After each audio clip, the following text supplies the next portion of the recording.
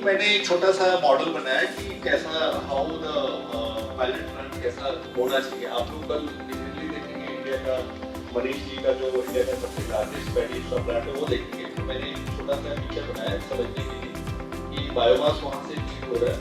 और जनरली अगर जो हम 100 TPD प्लांट की बात करेंगे तो 2 एकड़ में आपकी मशीनरी और शेड हो जाता है और 5 से 6 एकड़ मैंने मिनिमम के सेट किए। 5 से 6 एकड़ मिनिमम बायोमास स्टोरेज के लिए लगता है। ऐसा एक प्लांट 100 TPD का हम प्लांट बना सकते हैं। अगर जो लैंड एरिया से कम है तो भी चैलेंज आएगा आपको। लैंड एरिया ज़्यादा है तो और बेटर है क्योंकि आप फायर मैनेजमेंट प्रॉपर कर सकते हैं। आप स्कैटर्ड अपना रिस्क को मिटिगेट कर सकते हैं। एक जगह पे इंक्लूड देके आप थोड़ा गैप देके उसको कर सकते हैं। तो फायर ट्रैवल कुछ इंसिडेंट होता है तो फायर ट्रैवल लेकर तो आपका लैंड होल्डिंग ज़्यादा है। नेक्स्ट एक मैंने बेसिक नंबर्स लिखे हैं, अपने 4 डिसाइड बताएंगे। एक इंटाई डिजाइन कैपेसिटी होती है 1.65 टन। ये मैं 960 मॉडल की बात कर रहा हूँ। अभी और भी बड़े भी मॉडल्स हैं।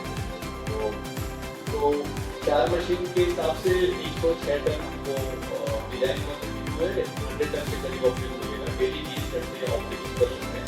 महीने में 25 दिन से ज़्यादा प्लांट नहीं चला सकते। उसके बहुत सारे रीजन हैं। एक दिन इलेक्ट्रिसिटी का भी शटडाउन होता है, कोई लेबर का आउटेज हो गया, कोई मशीन की प्रिवेंटिव मेंटेनेंस हो गया। बायोमास 120 टन लग सकता है, ज़्यादा भी लग सकता है। मॉइस्चर कंडीशन के हिसाब से मैंने एक एवरेज नंबर दिया। तो इतना बायोमास लगेगा, इतना बायोमास लगेगा। और पावर रिक्वायरमेंट जो है 8 kVA का लगेगा इसमें अप्रॉक्स। अब इसमें 1000 भी हो सकता है अगर जो आपकी प्रोसेसिंग लाइन लंबी है, थ्रेडिंग कर रहे हैं, बहुत सारी चीज़ें ड्रायर है, लग सकता है। हमारे प्रोसेस में वाटर की कोई रिक्वायरमेंट नहीं होती है। वो 2000 लीटर मैंने पोर्टेबल वाटर जो उनको जो एम्प्लॉई लोग हैं उनके लिए चाहिए, बाकी कोई वाटर नहीं चाहिए। एक ऑफिस होना चाहिए 1000 स्क्वायर फीट का, जहाँ कंफर्टेबली आके बैठ के जो मैनेजर है वो सब काम करता है। Covered shed minimum 100 ton plant चलाने के लिए मिनिमम 20,000 होना चाहिए। मैक्सिमम का कोई लिमिट नहीं है। और शेड की हाइट अप्रॉक्स 30 फीट के करीब होना चाहिए। लेबर का 10 लेबर का इन हाउस फैक्ट्री एकोमोडेशन होना चाहिए। एक गेस्ट हाउस या कोई इमरजेंसी में आप काम कर रहे हैं, रात को आपको रुकना पड़ गया, बायोमास का सीजन चल रहा है, तो आपको रुकने के लिए एक व्यवस्था वहाँ पे डेवलप कर दी है। जनरली 100 टन प्लांट चलाने के लिए क्या क्या मैन पावर की जरूरत होती है मैंने लिस्ट आउट किया है। इसके डिटेल्स और अपने लिए बता देंगे। ये सारी मैन पावर को भी हम लोग कम करने के लिए ज्वाइंटली काम कर रहे हैं कि इसमें कम से कम man power without man power plant जैसे पहले उसके ऊपर काम करें। समर मिशन से रविंदर जी हैं, वो ब्रीफ करेंगे पॉलिसीज के बारे में। MNRE की प्रोमोशनल स्कीम 31 दिसंबर तक थी, अभी वो भी और एक्सटेंड होने की बात हो रही है और एक्सटेंड होगा भी।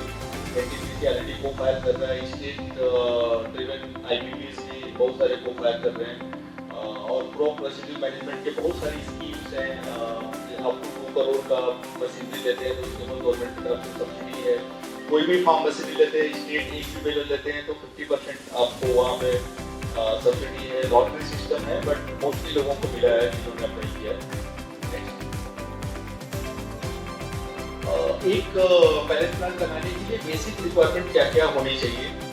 आपका एक लीगल एंटिटी होना चाहिए, कंपनी रजिस्ट्रेशन होना चाहिए, proprietor, partner, LLP, private limited जो भी आप कर सकते हैं।